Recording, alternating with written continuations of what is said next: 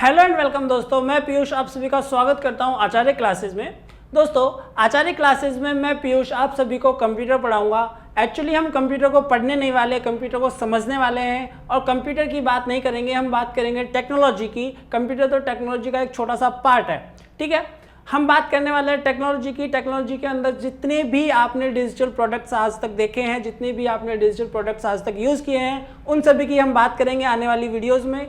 Technology की शुरुआत जो है वो होती है कंप्यूटर से। तो आज की क्लास में हम डिस्कस करते हैं कंप्यूटर के बारे में, और कंप्यूटर से ही हम इसको स्टार्ट करेंगे और फिर धीरे धीरे आगे टेक्नोलॉजी के अंदर बढ़ते जाएंगे, ठीक है।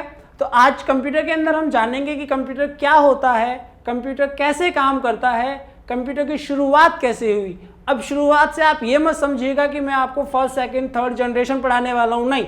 कंप्यूटर की शुरुआत का मतलब ये भी मत समझिएगा कि मैं आपको 90s की बात करने वाला हूँ या फिर 80s की बात करने वाला हूँ, नहीं।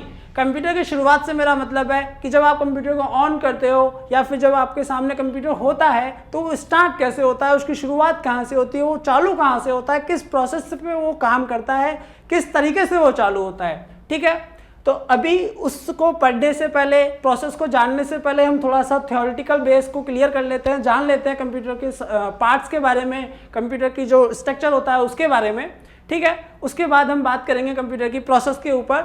जैसा कि आप सभी जानते हैं कि कंप्यूटर दो पार्ट से मिलकर बना हुआ है, हार्डवेयर एंड सॉफ्टवेयर।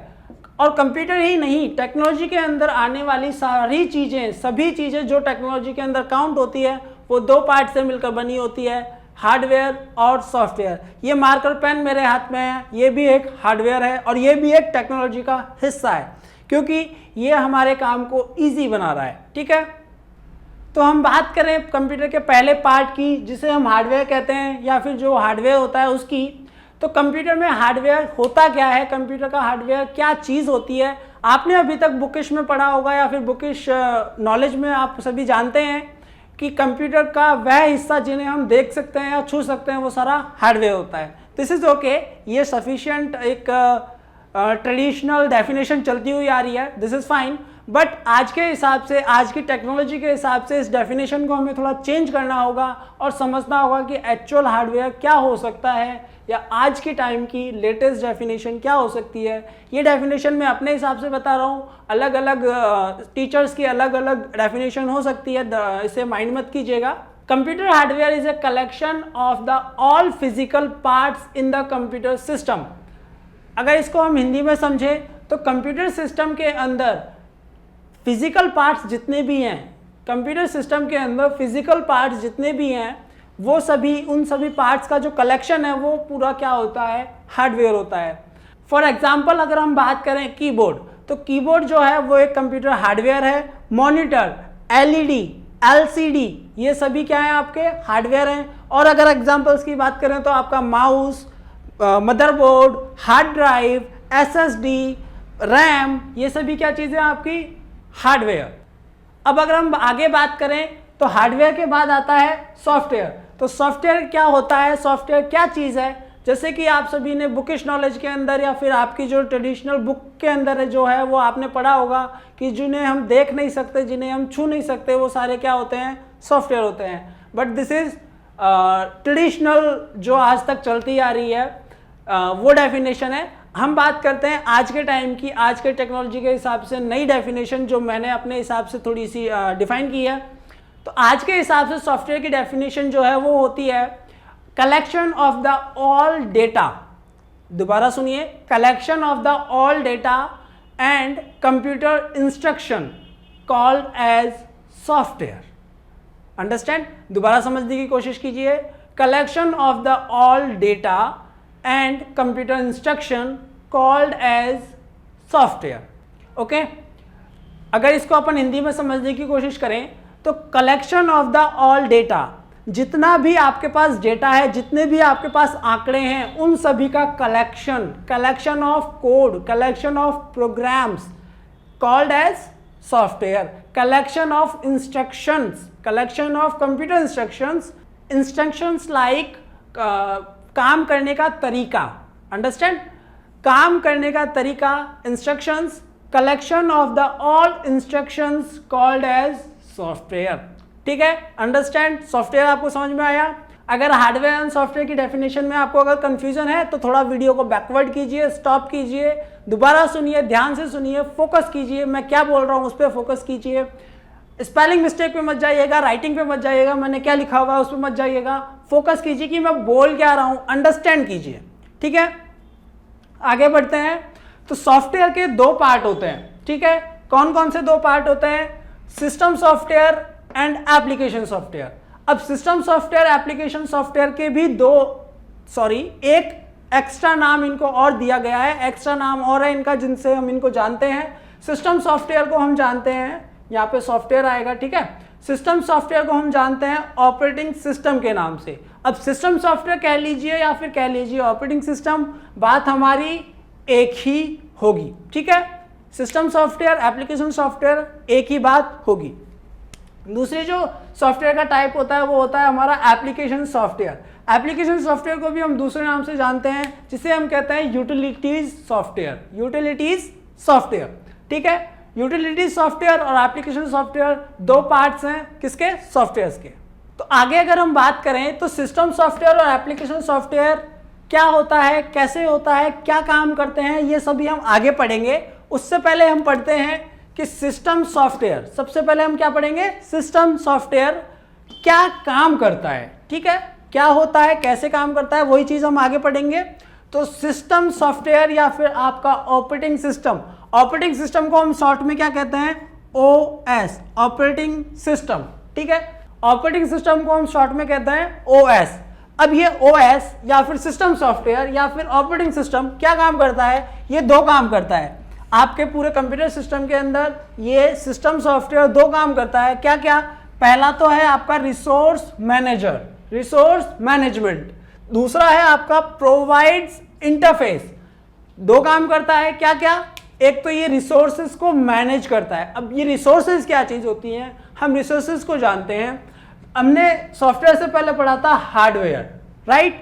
तो हार्डवेयर जितना भी आपका कलेक्शन ऑफ फिजिकल पार्ट्स था, like hardware, collection of physical parts hardware. तो जितने भी आपके फिजिकल पार्ट्स थे एक सिस्टम के अंदर, एक कंप्यूटर सिस्टम के अंदर, एक मशीन के अंदर, उन सभी को मैनेज करना, उन सभी की परफॉर्मेंस को मैनेज करना, resource management, right, resource manager.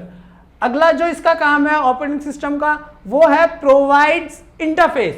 अब ये प्रोवाइड इंटरफेस क्या होता है?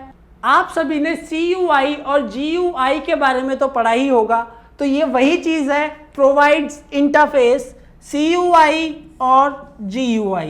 यहां पे मैंने बताया हुआ है CUI का मतलब होता है character user interface, provides interface कौन सा? Character user interface. CUI का मतलब होता है कैरेक्टर यूजर इंटरफेस। CUI की बात कर रहे हैं अपन, कैरेक्टर यूजर इंटरफेस, ठीक है। अगला जो इसका इंटरफेस होता है हार्डवेयर का, जो सॉफ्टवेयर का, ऑपरेटिंग सिस्टम का, वो होता है GUI, ग्राफिकल यूजर इंटरफेस।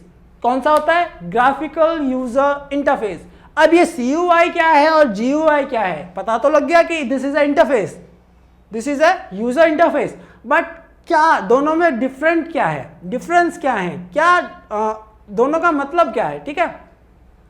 तो अगर हम बात करें CUI की और GUI की, तो CUI के नाम से ही, इसकी फुल फॉर्म से ही हमें पता लग रहा है कैरेक्टर यूजर इंटरफेस। ऐसा इंटरफेस, ऐसा यूजर इंटरफेस जो कैरेक्टर्स पर वर्क करता है, जो कैरेक्टर्स पर काम करता है, वो होता है कैरेक्टर यूजर इंटरफेस। शायद आप में से किसी ने भी इसको देखा नहीं होगा, आपने इस इंटरफेस को कोई जानता नहीं होगा आप में से।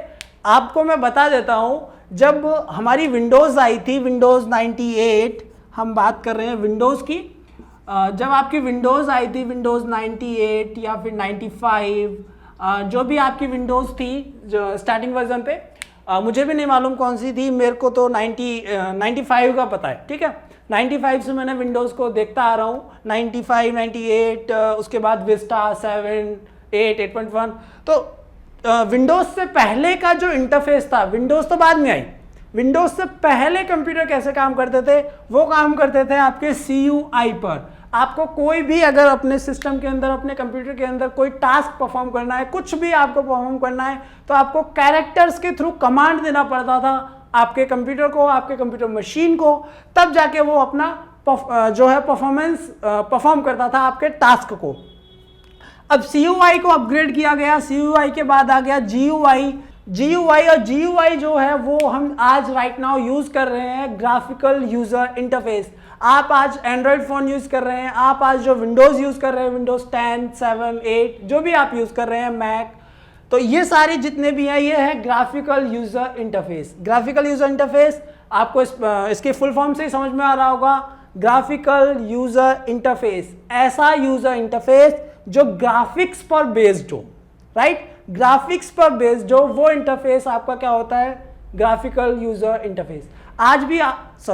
आज आपको कोई भी अगर टास्क परफॉर्म करना है तो आप क्या करते हैं? अगर आपको कोई सॉन्ग प्ले करना है तो आप क्या करते हैं? कंप्यूटर के अंदर माय कंप्यूटर को खोलते हैं, अपने ड्राइव सिलेक्शन को सेलेक्ट करते हैं, जिस ड्राइव में भी आपका सॉन्ग या कोई मूवी रखी हुई है आप उसको ओपन करते हैं, देन फोल्डर ओपन करते हैं, देन आपको VLC का या फिर एक साउंड का आइकन आपको देखने को मिलता है और उस पर आप डबल क्लिक करके उसे रन कर देते हैं, प्ले कर देते हैं। तो आप कैसे कैसे उसको टास्क पे कि कैसे कैसे आपने उसको प्ले किया।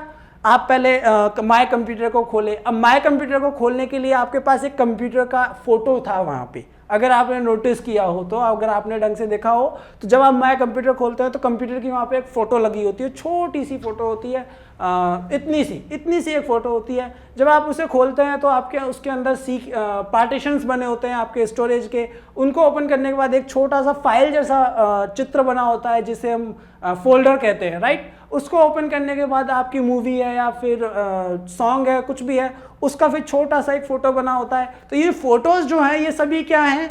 ग्राफिक्स, ठीक है? ग्राफिकल यूजर इंटरफेस, ऐसा इंटरफेस जो ग्राफिक्स पर बेस्ड हो, वो होता है GUI, ग्राफिकल यूजर इंटरफेस। तो अब आपको समझ में आया कि ऑपरेटिंग सिस्टम सॉफ्टवेयर जिसके क्या काम है? Provides interface and resource manager. Understand? अब आगे अगर हम बात करें तो हम बात करते हैं जो ऑपरेटिंग सिस्टम है, राइट? एप्लीकेशन सॉफ्टवेयर या फिर यूटिलिटी सॉफ्टवेयर पे अभी तक हम नहीं गए हैं। हम बात कर रहे हैं अभी सिर्फ और सिर्फ सिस्टम सॉफ्टवेयर की। सिस्टम सॉफ्टवेयर हमने समझ लिया। सिस्टम सॉफ्टवेयर के हमने दो काम समझ लिए, resource manager, sorry for disturbing. Resource manager provides interface. अब प्रोवाइड इंटरफेस में भी दो चीज़ें आती है, दो टाइप के इंटरफेस होते हैं, वो भी हमने समझ लिए। ये इसी का पार्ट है, provide interface, CUI and GUI, ठीक है? अंडरस्टैंड? अब आगे हम समझने वाले हैं function of OS in the sense operating system. क्या क्या फीचर्स हैं, क्या क्या फंक्शंस हैं OS, ऑपरेटिंग सिस्टम के, सिस्टम सॉफ्टवेयर के। अभी तक हमने एप्लीकेशन सॉफ्टवेयर, यूटिलिटी सॉफ्टवेयर को टच नहीं किया है, अभी तक हम एप्लीकेशन सॉफ्टवेयर और ऑपरेटिंग सिस्टम को ही पढ़ रहे हैं। तो क्या क्या फंक्शंस हैं, क्या क्या फीचर्स हैं ऑपरेटिंग सिस्टम के, वो हम समझने वाले हैं आगे। तो पहला जो फंक्शन है, पहला जो फीचर्स है आपका ऑपरेटिंग सिस्टम का, वो है प्रोसेस मैनेजमेंट। प्रोसेस मैनेजमेंट अगर हम इसको समझना चाहें या इसको अगर एक्सप्लेन करूं मैं, तो जो भी आपके कंप्यूटर के अंदर प्रोसेस चल रही है, आप माय कंप्यूटर ओपन कर रहे हैं, आप मूवीज़ देख रहे हैं, आप सॉन्ग प्ले कर रहे हैं, आप इंटरनेट सर्फिंग कर रहे हैं, आप कोई मूवी डाउनलोड कर रहे हैं या फोटोशॉप यूज़ कर रहे हैं, व्हाटएवर, आप कुछ भी टास्क परफॉर्म कर रहे हैं, कोई भी प्रोसेस आपके सिस्टम में हो रही है, वो क्या होता है? Process management. कौन करता है? आपका ऑपरेटिंग सिस्टम। हम क्या पढ़ रहे हैं? Features of operating system. Features मतलब ऑपरेटिंग सिस्टम के फीचर्स, ठीक है? तो अगला जो फीचर है वो है मेमोरी मैनेजमेंट। अब आप टास्क परफॉर्म कर रहे हैं, अपनी प्रोसेस परफॉर्म कर रहे हैं आपके कंप्यूटर पे, तो ऑब्वियसली बात है, सीधी सी बात है कि आपके कंप्यूटर या आपका जो भी मोबाइल है या कंप्यूटर है, लैपटॉप है, वो कोई ना कोई मेमोरी कंजप्ट कर रहा होगा, कोई ना कोई मेमोरी को यूज़ कर रहा होगा। तो उस मेमोरी को मैनेज करने का काम कौन करता है? आपका OS, in the sense operating system, in the sense OS, in the sense system software. तीनों चीजें एक ही है, OS operating system, system software, ठीक है। कंफ्यूज मत होइएगा इन नामों के अंदर। अगला जो काम है, अगला जो फीचर है आपके ओएस का या फिर ऑपरेटिंग सिस्टम का, वो है आईओ डिवाइस मैनेजमेंट। अब ये आईओ क्या चीज है? देखिए आईओ आपके लिए नई चीज है, ये मैं बता देता हूं। आईओ का मतलब होता है इनपुट और आउटपुट, इनपुट और आउटपुट, ठीक है। इसको शॉर्ट में लिखते हैं I/O, आईओ डिवाइसेस मैनेजमेंट। अब कंप्यूटर का जो हार्डवेयर है, उसके जो पार्ट्स हैं, वो सारे या तो इनपुट का काम करेंगे या फिर आउटपुट का काम करेंगे, इसके अलावा और कोई वो प्रोसेस परफॉर्म नहीं करेंगे। तो उन सभी का मैनेजमेंट मैंने आपको पहले भी बताया था, रिसोर्स मैनेजर, रिसोर्स मैनेजमेंट कौन करता है? Operating system. उसी का ये फीचर है आपका input output management. Understand? Input output जितनी भी आपकी डिवाइसेस लगी होती हैं आपके कंप्यूटर सॉफ्टवेयर के अंदर, सॉरी कंप्यूटर सिस्टम के अंदर, वो सभी कौन मैनेज करता है? आपका ऑपरेटिंग सिस्टम, ठीक है। अगला जो इसका फीचर है वो है फाइल मैनेजमेंट। आपके सिस्टम के अंदर काफ़ी सारी फाइलें बनी होती हैं, काफ़ी सारी फाइलें आप सेव करते हैं, काफ़ी सारे डॉक्यूमेंट आप क्रिएट करते हैं, काफ़ी सारी फाइलें आप डाउनलोड भी करते हैं। तो वो सभी का मैनेज कौन करता है? उन सभी को मैनेज कौन रखता है? उन सभी को सुव्यवस्थित कौन रखता है? आपका ऑपरेटिंग सिस्टम। समझ में आया? फाइल मैनेजमेंट किसका एक फीचर है? ओएस। ओएस मतलब operating system, operating system, system software, OS, तीन वर्ड है, कंफ्यूज मत होइएगा, कंफ्यूज मत होइएगा, तीनों सेम चीज है। अगला जो आपका फीचर है वो है सिक्योरिटी मैनेजमेंट। जब आप कंप्यूटर यूज कर रहे हैं या फिर उस पर कोई भी टास्क परफॉर्म कर रहे हैं तो security is very necessary point. Security जरूर आपको होनी चाहिए, आपको मिलनी चाहिए। अगर आप सिक्योर नहीं हो तो आप उस सिस्टम को कभी यूज नहीं करोगे। तो security is a very necessary. Security management कौन करता है? आपका ओएस, ऑपरेटिंग सिस्टम। तो आप सभी को ये पूरा समझ में आया? वीडियो को बैकवर्ड कीजिए, रिवाइज कीजिए, दोबारा समझिए। कुछ भी समझ में नहीं आया हो तो अब हम पढ़ने वाले हैं इस सभी के बाद में कंप्यूटर स्टार्ट कैसे होता है, कंप्यूटर काम कैसे करता है, कंप्यूटर की प्रोसेस क्या होती है स्टार्ट होने की। तो दोस्तों अब हम जानेंगे कंप्यूटर स्टार्ट कैसे होता है। जब आप कंप्यूटर का बटन प्रेस करते हैं कंप्यूटर को स्टार्ट करने के लिए, तो उसके अंदर ऐसी क्या क्या प्रोसेस होती है, ऐसी क्या क्या प्रोसेसेस चलती हैं जिसके थ्रू कंप्यूटर स्टार्ट हो जाता है और फिर आप अपना काम परफॉर्म करते हैं कंप्यूटर सिस्टम के ऊपर। तो चलिए जानते हैं कि कंप्यूटर के अंदर स्टार्टिंग की प्रोसेस किस तरीके से परफॉर्म करती है। तो हम बात कर रहे हैं कंप्यूटर बूट प्रोसेस की। अब यहाँ पे बूट क्या होता है? बूट का मतलब ही होता है स्टार्ट करना, शुरू करना, चालू करना, ठीक है। कंप्यूटर लैंग्वेज में चालू करना या शुरू करने को बोलते हैं बूट। बूट प्रोसेस, चालू करने की process, computer boot process, computer booting process, computer की बूट होने की प्रोसेस, ठीक है। तो इसमें पहला पॉइंट जो है वो आता है, नॉर्मल है, आप सभी जब कंप्यूटर का बटन टर्न ऑन करेंगे, जब उस बटन को, कंप्यूटर के पावर बटन को प्रेस करेंगे, तब कंप्यूटर की बूटिंग प्रोसेस क्या होगी? स्टार्ट होगी। तो ये पहला पॉइंट है, turn on power button. Computer का पावर बटन प्रेस करेंगे, टर्न ऑन करेंगे, उसको ऑफ को ऑफ सिचुएशन से ऑन सिचुएशन में जब उसको डालेंगे तो कंप्यूटर आपका चालू होना, स्टार्ट होना, बूटिंग में आना शुरू हो जाएगा। अब उसके आगे क्या प्रोसेस होती है कंप्यूटर में? इंटरनली कंप्यूटर की सिस्टम को चालू करने के लिए, हार्डवेयर को, रिसोर्सेज को चालू करने के लिए, ऑपरेटिंग सिस्टम को चालू करने के लिए आगे के पॉइंट्स में हम जानते हैं। जैसे ही हम कंप्यूटर के पावर बटन को ऑन करते हैं तो कंप्यूटर की जो सीपीयू की जो पिन्स होती है, कंप्यूटर का सीपीयू शायद आपने देखा है, अगर नहीं देखा है तो आने वाली क्लासेस में हम कंप्यूटर हार्डवेयर की, कंप्यूटर सीपीयू की, कंप्यूटर मेमोरी की, रैम की, हार्ड ड्राइव की, एसएसडी की, सबकी हम प्रैक्टिकल क्लासेस लेंगे। तो अभी सेकंड स्टेप के अंदर कंप्यूटर की जो सीपीयू की पिन्स है वो रीसेट होती हैं। CPU pins are reset and registers are set to the specific value. Actually second step पे होता क्या है कि सीपीयू की जो पिन्स है वो रीसेट हो जाती है। सीपीयू की पिन्स को, सीपीयू को हम नेक्स्ट क्लास में पढ़ेंगे, जानेंगे सीपीयू में क्या होता है, कैसी पिन्स होती है, कैसा सीपीयू होता है, वो हम नेक्स्ट क्लास में जानेंगे। तो सीपीयू की पिंस होती है रीसेट, और सीपीयू के अंदर जो रजिस्टर्स लगे होते हैं वो उन रजिस्टर्स पर एक वैल्यू, नई स्पेसिफिक वैल्यू सेट होती है। अब रीसेट क्यों होती है और फिर सेट क्यों होती है? जब आपने सिस्टम को लास्ट टाइम बंद किया था, जब आपने लास्ट यूजेस पे सिस्टम को बंद किया था, वो वैल्यू तो होती है सीपीयू पर रीसेट, और नए जब आप प्रोसेस पे कंप्यूटर को स्टार्ट कर रहे हो तो वो वैल्यू होती है आपकी सेट। ठीक है, पहले होगी पुरानी वैल्यू रीसेट, फिर होगी नई वैल्यू सेट। नेक्स्ट स्टेप में आपका सीपीयू जो है वो जंप करता है to address of BIOS. CPU jump to address of BIOS. जब सीपीयू को स्पेसिफिक वैल्यू मिल जाती है, नई स्पेसिफिक वैल्यू मिल जाती है, उसके रजिस्टर्स में सेव हो जाती है, तो सीपीयू आपका जंप लेता है स्टार्टिंग प्रोसेस को कहां पे? एड्रेस पर। किसके एड्रेस पर? बायोस के एड्रेस पर। इसका मतलब क्या हुआ? इसका मतलब ये हुआ कि सीपीयू के रजिस्टर को जब स्पेसिफिक वैल्यू, नई स्पेसिफिक वैल्यू मिल जाती है तो वो जंप कर जाता है बायोस के एड्रेस के ऊपर। अब यहाँ पे एक नया वर्ड आया है बायोस। अब ये बायोस क्या होता है? बायोस का मतलब होता है BIOS, बायोस। बायोस का मतलब होता है बेसिक इनपुट आउटपुट सिस्टम। अभी बायोस के बारे में हम बात करेंगे आगे, इन पूरी प्रोसेस को फिनिश करने के बाद में। ठीक है, फिर बायोस रन करता है आपका POST and other necessary checks. अब ये क्या चीज है? BIOS run POST and other necessary checks. POST भी आपके लिए एक यहाँ पे नया ऑप्शन निकल के आया है, एक नया वर्ड निकल के आया है, पोस्ट।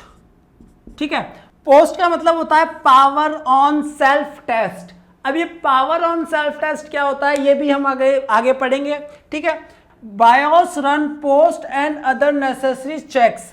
बायोस करता है रन पोस्ट। पोस्ट का मतलब होता है पावर ऑन सेल्फ टेस्ट। ठीक है, एंड अदर नेसेसरी चेक्स। जब आपका सीपीयू, जब सीपीयू की जो डेटा है, सीपीयू का जो स्पेसिफिक वैल्यू है वो आपके बायोस को मिल जाती है, और बायोस के बाद वो चली जाती है पोस्ट में। अब पोस्ट होता है पावर ऑन सेल्फ टेस्ट। आपने कभी देखा होगा जब आप कंप्यूटर को स्टार्ट करते हैं या फिर स्टार्ट करने से पहले दो प्रोसेस होती है। अगर आपके पास एक ब्रांडेड सिस्टम है, ब्रांडेड कंप्यूटर यूज़ कर रहे हैं, तो आपको जैसे ही आप कंप्यूटर के अंदर पावर डालेंगे, पावर कंप्यूटर को प्रोवाइड करेंगे, तो आपके बिना पावर बटन को प्रेस किए कंप्यूटर थोड़ी देर के लिए, 2 सेकंड के लिए, 4 सेकंड के लिए ऑटोमेटिक स्टार्ट होता है और बाद में वापस बंद हो जाता है। एक्चुअली वो प्रोसेस होती क्या है? वो प्रोसेस होती है आपका बायोस जो है वो रन करता है पोस्ट को। पोस्ट होता है पोस्ट होता है power on self test. Power मिलने पर सेल्फ टेस्ट करता है सिस्टम अपने आप को। ठीक है, और अनदर नेसेसरी चेक्स। अगर उसमें कुछ भी हार्डवेयर के रिसोर्सेस में कुछ भी इश्यू है, कोई प्रॉब्लम है, तो उन सभी को वो चेक करता है। कभी आप सिस्टम को स्टार्ट करते हैं तो आपको एक बीप की आवाज़ सुनाई देती होगी, बीप बीप बीप बीप करके। तो वो आवाज़ यही होती है कि अनदर कोई नेसेसरी चेक से अगर उसमें कोई एरर होता है तो वो बीप की आवाज़ हमें सुनाई देती है। ठीक है, इसके बाद होता है बायोस जंप टू MBR। अब ये क्या चीज़ है? MBR भी यहाँ पे एक नया वर्ड आया है, MBR। MBR का मतलब होता है master boot recorder. Master boot recorder क्या होता है ये भी हम समझेंगे। तो सारे चेक्स करने के बाद, सारी प्रोसेस चेक होने के बाद, पोस्ट सेल्फ टेस्ट होने के बाद में बायोस जंप कर लेता है MBR पर। MBR का मतलब होता है master boot recorder. Master boot recorder. अब मास्टर बूट रिकॉर्डर क्या होता है अभी हम समझते हैं।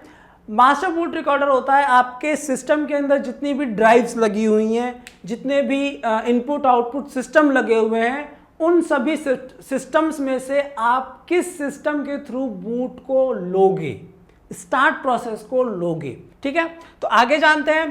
Primary boot loader runs from MBR and jump to secondary boot loader. इसका क्या मतलब है? देखो दोबारा समझिए। Primary boot loader runs from MBR। Primary boot loader जो है वो रन होता है from MBR। MBR master boot recorder से आपका प्राइमरी बूट लोडर रन होता है। ठीक है, अभी मैंने बताया जब आप विंडोज डालते हो तो MBR सिस्टम आपका बूट रिकॉर्डर सिस्टम आपके सिस्टम के अंदर सेट होता है, वो आपका रन होता है प्राइमरी बूट लोडर पे। अब ये बूट लोडर क्या चीज़ है और प्राइमरी बूट लोडर क्या चीज़ है? देखिए बूट लोडर वो चीज़ होती है, बेसिकली बूट लोडर जो है आपकी विंडोज़ के अंदर ही आपको मिलता है। बूट लोडर एक छोटी सी फाइल होती है जो कि आपकी विंडोज़ को या फिर जो भी आपने ऑपरेटिंग सिस्टम या सिस्टम सॉफ्टवेयर डाला हुआ है आपके सिस्टम के अंदर, उसको बूट करने में उसकी हेल्प करती है। अब वो रन होती है आपके प्राइमरी बूट लोडर पर। अब ये प्राइमरी बूट लोडर क्या होता है? प्राइमरी बूट लोडर या फिर प्राइमरी मेमोरी कह लीजिए, वो होती है आपकी रैम। ठीक है, प्राइमरी बूट लोडर या फिर प्राइमरी मेमोरी होती है आपकी रैम। वो primary boot loader run from MBR. जब एमबीआर से प्राइमरी बूट लोडर रन होता है, इन द सेंस एमबीआर से बूट के जो रिकॉर्ड्स हैं, बूट का विंडोज सिस्टम बूट का या फिर कंप्यूटर सिस्टम बूट के जो रिकॉर्ड्स हैं वो कहाँ रन होते हैं? रैम पर। आप सभी जानते हैं कि रैम के बिना कंप्यूटर चल नहीं सकता। रैंडम एक्सेस मेमोरी जो कि आपकी अस्थायी मेमोरी होती है, उसमें कभी भी कोई भी डेटा सेव नहीं होता। तो ये डेटा एमबीआर से बूट लेने के लिए रैम के ऊपर जाता है पहले, फिर बाद में सेकेंड लाइन में देखिए सेकेंडरी, इसके आगे देखिए and jumps to secondary boot loader. Primary boot loader runs from MBR, primary boot loader पे आएगा एमबीआर से रैम पर, ठीक है, एंड वो जंप करेगा टू सेकेंडरी बूट लोडर। अब ये सेकेंडरी बूट लोडर होती है आपकी हार्ड ड्राइव या फिर आपकी एसएसडी या फिर आपकी कोई भी अनदर स्टोरेज डिवाइस जो भी आप यूज करते हैं। एंड देन फाइनली अब सेकेंडरी जो बूट लोडर है वो आपका कुछ भी हो सकता है, HHD हो सकता है, SSD हो सकता है, जो भी आप स्पेसिफिकली यूज कर रहे हैं वो कुछ भी हो सकता है। एंड देन फाइनल जो स्टेप होता है उसमें होता है secondary boot loader run OS। इसको दोबारा समझिए, secondary boot loader loads OS। जब सेकेंडरी बूट लोडर पे सारी प्रोसेस पहुंच जाती है तो सेकेंडरी बूट लोडर आपका जो भी OS है, जो भी आपने अपने सिस्टम के अंदर डाला हुआ है, इंस्टॉल किया हुआ है, वो रन हो जाता है, वो लोड हो जाता है। और जैसे ही वो लोड होता है तो आपका सिस्टम आपको ऑन होके मिलता है। आपने उसमें अगर पासवर्ड वगैरह सेट किए तो पासवर्ड वगैरह आपसे मांगता है, देन आप फिर गुड टू गो हैं, आप काम करने के लिए रेडी हैं। आप कुछ भी उसमें अपना स्टेप्स, अपने टास्क, अपने वर्किंग कुछ भी आप उसमें परफॉर्म कर सकते हैं। अब यहाँ पे कुछ चीज़ें आई थी, जैसे कि एक तो बायोस जो अपने डिस्कस करने के लिए मैंने बोला था। बायोस को अगर हम डिस्कस करें तो बायोस होता है आपका बेसिक इनपुट आउटपुट सिस्टम, ठीक है। अभी मेमोरी की अगर हम बात करें कि कंप्यूटर में कितनी टाइप की मेमोरी होती है या फिर कंप्यूटर में मेमोरी के टाइप बताएं, तो बेसिकली दो type of memories, two types of memories हमारी बुक्स में दी जाती हैं या फिर हमें पढ़ाया जाता है। वो होती हैं, पहला तो होता है आपका रैम, सेकंड होता है आपका रोम, ठीक है। अब ये रैम क्या है, रोम क्या है? रैम के बारे में हमने बात कर ही ली है, आपका रैंडम एक्सेस मेमोरी जो कि अस्थायी मेमोरी होती है। रोम के बारे में आप जानते हैं रीड ऑनली मेमोरी जो कि आपकी स्थायी मेमोरी होती है। रैम अस्थायी होती है, सॉरी अगर मैंने उसको स्थायी बोल दिया हो तो। रैम जो है आपकी अस्थायी होती है, रोम जो है आपकी स्थायी मेमोरी होती है। अब ये जो रोम बायोस जो है वो आपका एज ए रोम ही काम करता है, ठीक है। बायोस जो है वो आपके रोम की तरह ही काम करता है। आप कंप्यूटर को ओपन करेंगे, अगर आपका कभी ये क्वेश्चन होता है, अगर आपके माइंड में ये कभी क्वेश्चन आया हो कि मैंने कंप्यूटर के अंदर रैम देख ली, हार्ड ड्राइव देख ली, एसएसडी देख ली, यूएसबी देख ली, सीपीयू देख लिया, लेकिन मैंने अभी तक रोम नहीं देखा, ये रोम क्या चीज़ होती है? तो रोम बेसिकली आपके मदरबोर्ड के ऊपर चिप्स लगी होती है, एक सर्किट टाइप से, एक गेट टाइप का, एक माइक्रो प्रोसेसर टाइप की चिप बनी होती है, आईसी बनी होती है। उस आईसी पे ही हमारा बायोस इंस्टॉल होता है, बायोस सिस्टम बना होता है और उसी को हम रोम कहते हैं, ठीक है। रोम दूसरी भी और भी इसके अलावा काफ़ी रोम होती हैं, लेकिन ये एक कंप्यूटर मदरबोर्ड के अंदर ऑलरेडी एक जो रोम है वो आती है जिसके अंदर हमारा बायोस सिस्टम रहता है, ठीक है। बेसिक इनपुट आउटपुट जो सिस्टम है, बेसिक इनपुट आउटपुट की जो प्रोसेस है वो यहीं से रन होती है। जब आप कंप्यूटर को बूट लेते हैं, जब आप कंप्यूटर को यहाँ से हम बात कर रहे हैं यहाँ से इस लाइन से, BIOS jump to MBR, BIOS jump to MBR. जब बायोस आपका जंप लेता है एमबीआर पे तो बायोस ये डिफाइन करता है, एक्चुअली बायोस डिफाइन नहीं करता, यूजर ये डिफाइन करता है बायोस के अंदर कि वो जब जंप करे MBR पर तो किस जगह से बूट ले। MBR का मतलब होता है मास्टर बूट रिकॉर्डर। मैं दोबारा डिफाइन करता हूं, MBR master boot recorder. BIOS के अंदर से हम डिफाइन करते हैं कि आप किस जगह से बूट लेने वाले हैं, किस जगह पे आप बूट प्रोसेस स्टार्ट करने वाले हैं। Then BIOS jump to MBR, then आगे की आपकी प्रोसेस चलती है, देन आपका सिस्टम जो है ऑन होता है। ठीक है, तो आज की वीडियो आपको कैसी लगी कमेंट्स में ज़रूर बताइएगा। ऐसी वीडियोस देखने के लिए, कंप्यूटर के बारे में और जानकारी पाने के लिए, टेक्नोलॉजी के बारे में अगर आपका थोड़ा भी इंटरेस्ट है तो और समझने के लिए और ज़्यादा से ज़्यादा टेक्नोलॉजी में आगे बढ़ने के लिए देखते रहिए आचार्य क्लासेस, जुड़े रहिए मेरे साथ। मैं पीयूष आप सभी को यहाँ पे इसी तरीके से टेक्नोलॉजी के बारे में समझाऊंगा और पढ़ाऊंगा भी। तो आज की वीडियो में सिर्फ इतना ही, मिलते हैं हमारी नेक्स्ट क्लास में। तब तक के लिए देखते रहिए हमारी दूसरी क्लासेस और बने रहिए हमारे चैनल के साथ। वीडियो अगर आपको थोड़ी भी पसंद आई हो तो लाइक कीजिए। कोई भी जवाब हो, कोई भी क्वेश्चन हो, कोई भी क्वेरी हो इस पूरे अपने कंप्यूटर सिस्टम से रिलेटेड तो कमेंट कीजिए। मैं आपके कमेंट का आंसर देने के लिए 24 घंटे अवेलेबल रहूँगा। तो मिलते हैं हमारी अगली क्लास में। मैं कंप्यूटर टेक्नोलॉजी की क्लास हर संडे को लेता हूँ, हर संडे को आपसे मुलाकात करूँगा मैं। तब तक के लिए धन्यवाद। चैनल को लाइक करें, शेयर करें, सब्सक्राइब करें। मिलते हैं हमारी अगली वीडियो में।